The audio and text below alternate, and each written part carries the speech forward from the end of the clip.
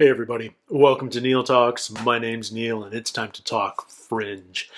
I think we've got a short intro here today, guys.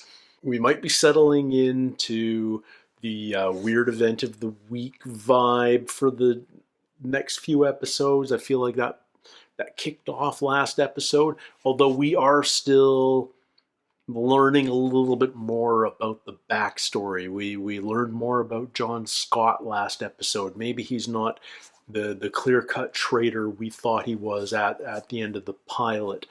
Part of him is living on in Liv's mind, and he seems to be tipping her off. He led her to his secret lair where he had all these files on stuff he was working on himself. Who exactly was he working for, though? How does Liv access these memories of John's in her own mind? Is that even possible, or does it just sort of come to her randomly? Who knows? But we are learning more about John Scott's past. We're slowly learning more about the pattern, about the observer, about Massive Dynamic, and I'm sure there's going to be many more pieces to the puzzle as we continue to dive deeper into this story. But I've got no idea what to expect out of this episode. It's simply called The Cure, and frankly, that could mean just about anything. So, let's jump right into it. This is episode 6 of season 1 of Fringe, The Cure.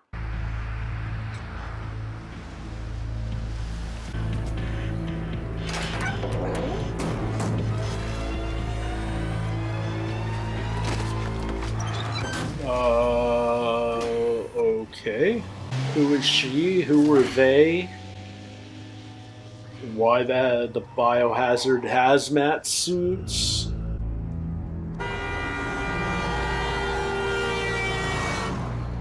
That's a bit of a dick driver move, frankly. I mean, would you just do that to someone who might have just been drunk? I don't know. Nice looking diner. Good choice. Locations department. You okay? Do you want some food? Mask There's up. a wicked good vegetable soup. Onion?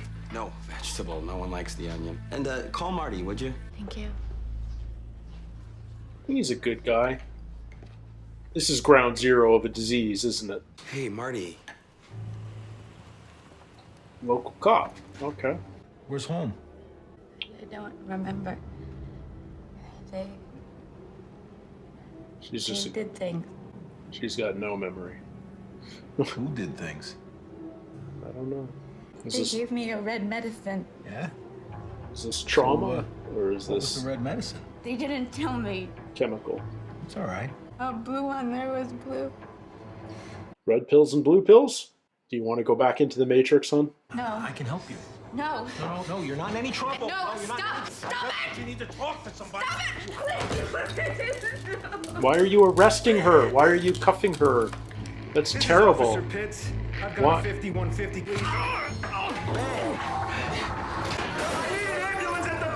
Yeah.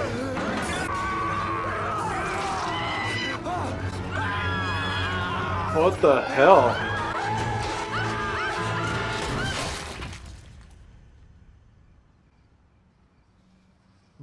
Okay. Jesus. Yeah, let's frame out the exploded head. Jeez.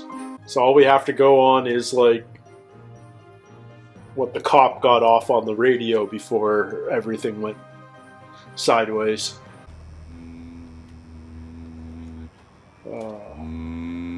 I need a cardigan.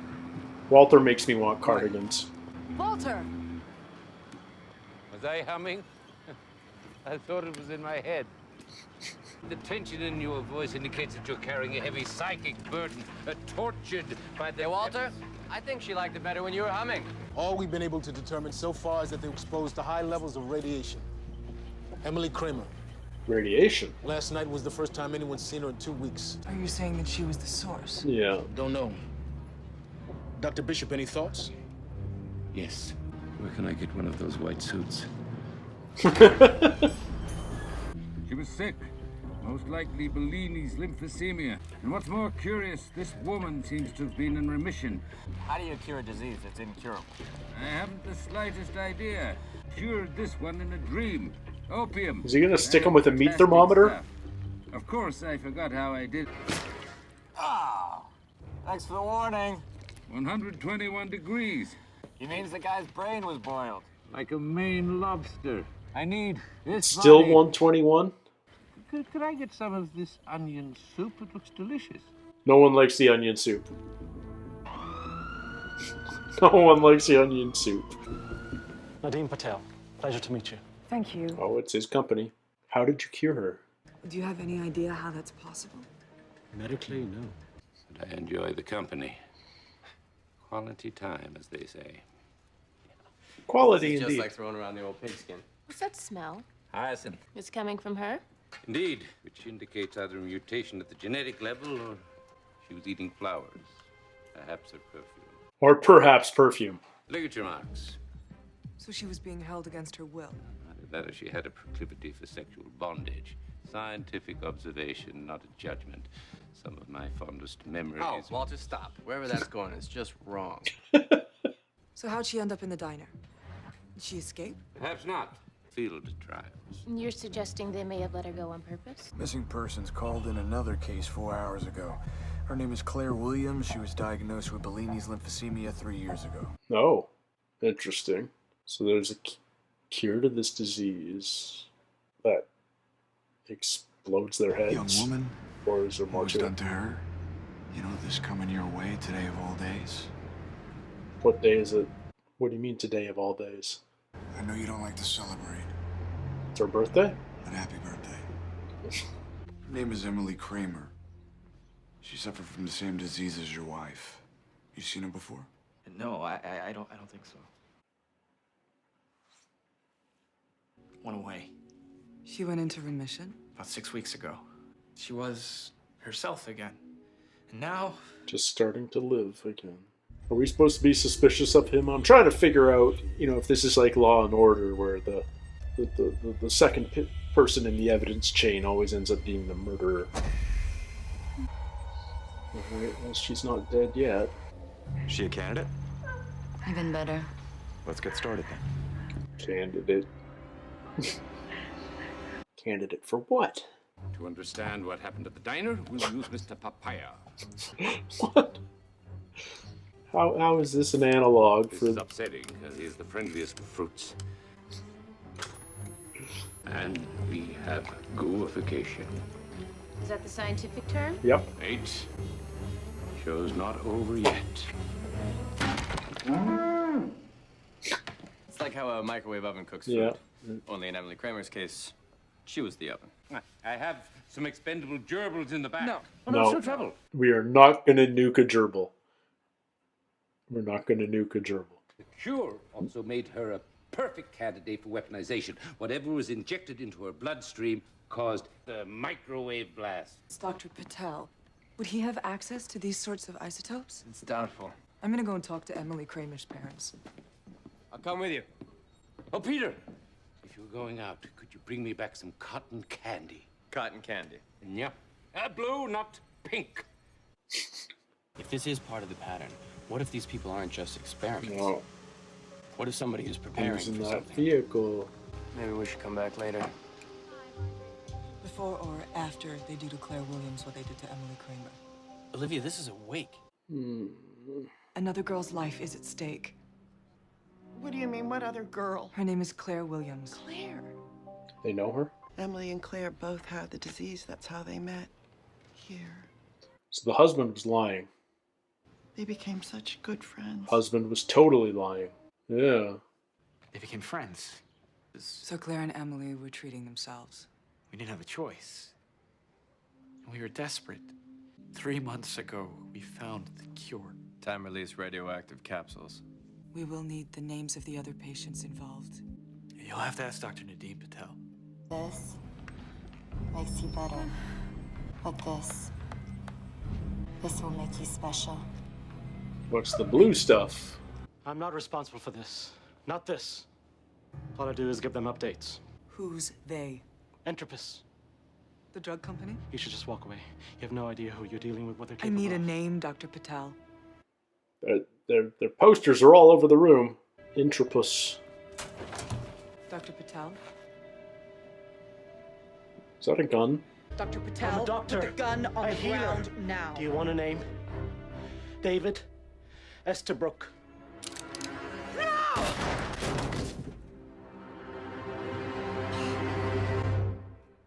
David Esterbrook. My gosh, who's he? I'm seeing too many suicides lately for the channel. He heads up Intrepid's Pharmaceutical Research Division. By all accounts, he is Okay. solely responsible He's the dude for in a the suit. guns-blazing congressional lobbying campaign. I want to see it in his eyes, Charlie. I need to know it's him. The only thing preventing us from doing truly visionary work are these moral-based restrictions that lawmakers put up in the name of public policy. I'm gonna let you in on a little secret, Amanda. It is about the resolve. And it's Agent Dunham. Tell me, what did you hope to get out of this conversation? I already got it. You're an attractive young woman. I'm sure you want to start a family one day. It would be a shame if anything got in your way. That's a creepy threat. That's a super creepy threat. Trying to intimidate such a high-profile suspect in a murder investigation is reckless at Claire best. Williams is a prisoner right now, and David Esterbrook knows where she is. He's guilty, and he just assumes he'll get away with it. So excuse me, but right now, I couldn't give a damn about politics. Which is exactly your problem, and now mine. You let your feelings drive your decision-making, and as a result, you've endangered not only Claire Williams' life, but everything we're trying to do here. If I can't trust you to control your own passion, Dunham, then I can't trust you. Is that clear? Reddick does hard ass so damn well. What are we doing to her exactly? Ah, hairless rats. That's unpleasant. Is the poor rat gonna explode? And the capsules in her bloodstream, they can be triggered remotely. Everything's as requested. I'll call the client and schedule delivery. Okay, Well so done. he's using her as a it's a remote assassination technique. Just get her close to someone, close to a target. Oh, yeah. Rat's gonna die. What's happening to me? You're a microwave. So who's the target? I had a stepfather. Then one day he beat her really bad and broke her nose. I was 9. 9's when she wanted to be a cop. He kept a gun in the drawer, near his bed. When he opened the door, I pulled the trigger, She killed her stepdad. almost daring me to finish. But I couldn't. Okay. He recovered. And then one night he just slipped away. We never saw him again. And every year he sends me a card on my birthday just to let me know Seriously? that he's still out there. That's disgusting. There's some... It's your birthday today. No man is untouchable, Olivia. That's If you why really this is want fiction. Esterbrook, all you have to do is talk to your friend Nina Sharp. I guarantee you she has something on David Esterbrook. I just have to look harder. I'm going out. Oh, Peter! To be honest, I didn't even know you were here. Where's my cotton candy? Hi, I'm Peter. Peter Bishop, Walter Bishop's son. Yeah, You're not the only one who's done your homework. I've seen your files. How are you able to substantiate your information? Would you put it past them? You know, you still look just the same as you did when you were a child. You and I spent a good deal of time together. Some of it right here. What? Your father and I were quite close when we were both much younger. What? Are you willing to make a bargain? I give you the exact location you want, and in exchange, I get to come to you someday, and you return the favor. Do we have a deal? How dirty do you want to get, Peter? So Nina and Walter? Did they have a thing? Is there a world where Nina could be Peter's mom? No. This is it, Asterisk. Astrid. Her name is Astrid. Did he just call her asterisk? 5620 Stapleton Avenue. The facility where Claire Williams is being held. Radioactive isotopes have a heat signature that's visible to spy satellites. The strike team, full tactical. How we doing? This is all based on a Sure, heat this is the signature? one. We've got a visible heat signature from the isotope. Visible heat signatures. Radioactive isotopes don't give Walter, off. Walter. How we doing? Yeah. That's sus. That's super sus. Oh, you must inject this directly into her bloodstream, in the jugular preferably. Has it been cleared out? Wow, you just engaged in a firefight with federal officers.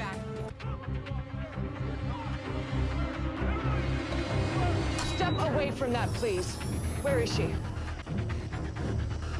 She hasn't stepped away. Pull her away. I need you to come to the door. I can't come in there. My head.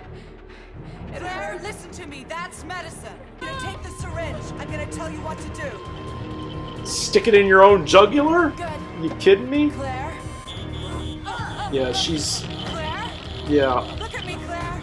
Too late. It's too late. Right, good. I know you can do it. Stab it in.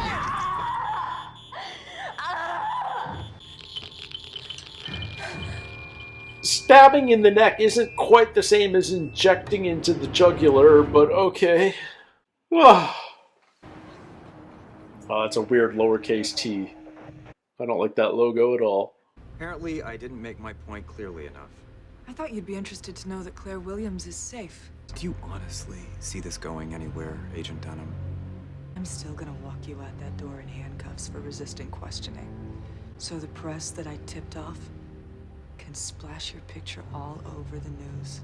It was probably over the top in 2008 when this happened, but it feels so everyday nowadays. Are we still waiting for this birthday card? Yeah, from forensics. Okay. She hasn't. Has she received the birthday card? He's not mad. He's just disappointed. I understand that you think I acted too emotionally. And putting aside the fact that men always say that about women they work with, I'll get straight to the point. I am emotional. I do bring it into my work. It's what motivates me. And I think it makes me a better agent. If you have a problem with that, I'm sorry. You can fire me. But I hope you don't. You're not getting off that easy, Agent Dunham. I'll see you in the morning. Intrepid stock is being absolutely pummeled in overnight trading. Good news for Intrepid's competitors. Most notably, Massive Dynamics. Everything okay? You lied to me. I know where you got your information. Yeah. What did Nina Sharp want in return? You don't have to worry about me. I'm a big boy. I can take care of myself. There was no letter today, was there? No. It's a weird relief that her stepdad might actually be dead. Or that is she pissed because she didn't get to kill him? Good night. Good night. I know they're trying to play up their chemistry, and I think they're really good as co-workers and friends, but I'm not buying the sexual chemistry at all between the two of them. On either end. Oh. Is it the card? Hand-delivered? Yep. He knows where she lives.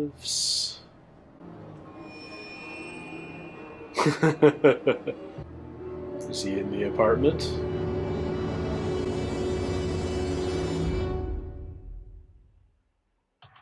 No.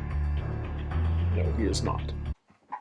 So season 1 of this show was only 14 years ago, but it feels like our cynicism about the corporate world has just grown in leaps and bounds since then. And now, you know, the stuff that's so shocking and just seems like another day in the news now. I feel like a murder investigation for a senior official at a drug company now wouldn't raise eyebrows, wouldn't affect stock price. Maybe it was rarer 14 years ago, or maybe it just didn't make the news quite so much. I don't know. But yeah, I feel like we've just sort of grown immune to stories like that. Although the underlying experimentation, I hope, is still fictional. Interesting that this guy's basically using women with this particular disease as unwilling assassins. Not sure who the targets might have been, or who was hiring him to do that. Those are some underlying questions that we may revisit or may never question again. But I also thought it was really interesting that this episode really had a lot to do with, like, we started getting into a little bit of gender politics, and what is it like to be a female agent, or just a female coworker? Like Olivia's line there at the end, where she came back at Royals after he called her being too emotional. That's kind of that sort of, not institutional, but that common workplace gender bias that a lot of people perpetuate even subconsciously. Interesting that they're bringing that up. I wonder if that's going to be a recurring thing. We certainly got some of that same vibe from Esterbrook himself. He just felt completely unthreatened by Olivia, and I think a large part of it was because she was a younger woman, but also just he feels he's rich and powerful enough that the system can't touch him.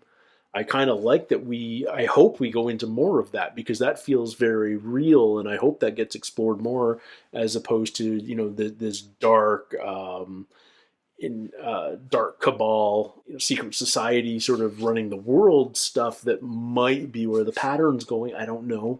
If it remains just the 1% running the world, that just feels very on topic even today.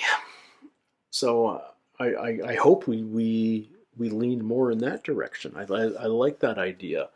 I don't like that Peter's putting himself in debt to Nina, especially since it sounds like she'll probably be calling on him to help her gain access to some tribal land somewhere that otherwise wouldn't be accessible, and she's just going to continue to exploit a native population and the environment and all the rest for profit. I don't feel like this is going to be a show that will inspire any confidence in corporate America.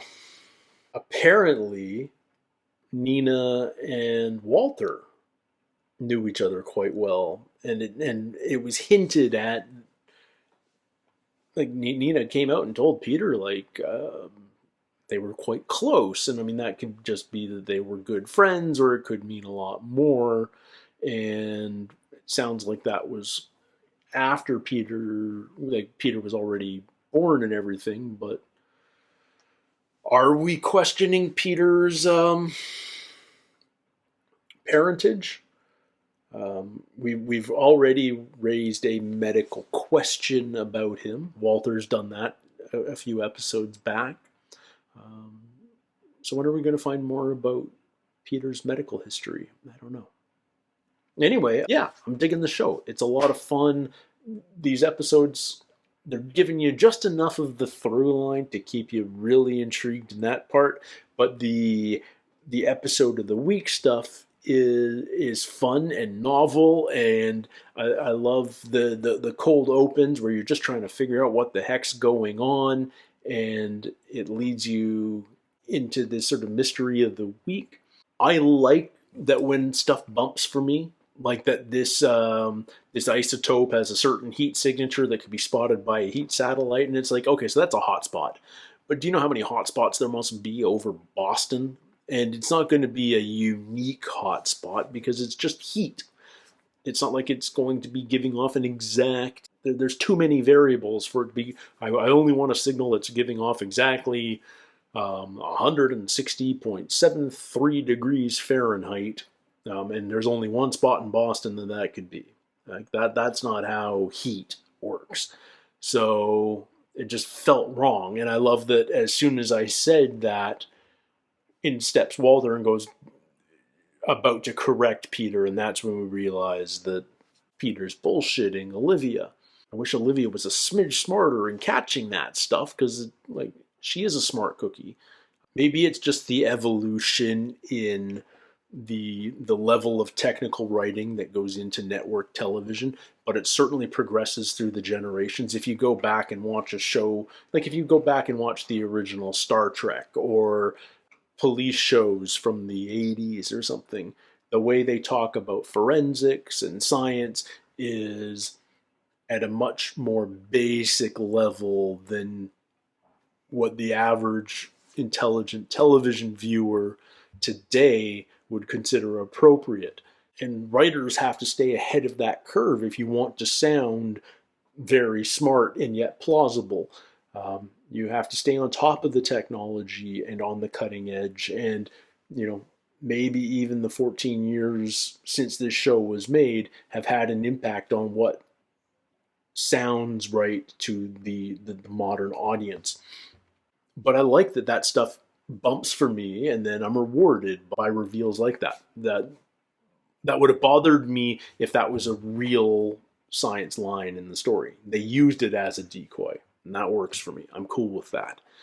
That's good writing. But I feel like Olivia should have caught it too. Nevertheless, that's a fine needle to thread, so I'm cool with it. And I'm excited for another episode next week. As always, I'd love to hear what you thought of this episode. How would you rate it? Don't forget to like and subscribe. We've got a long journey through Fringe ahead of us. I'm excited for all of it, but I don't want you to miss any episodes. If you want to see full-length versions of these reactions, check out my Patreon at patreon.com/NeilTalks. You can also get early access to all of my YouTube reactions. We're currently 4 weeks ahead if you're interested in getting a sneak peek. And it's a great way to support me and the channel. It's incredibly appreciated, and it's the reason I can continue to do this. So, until next time, everybody, take care, stay healthy. We'll see you soon. Cheers.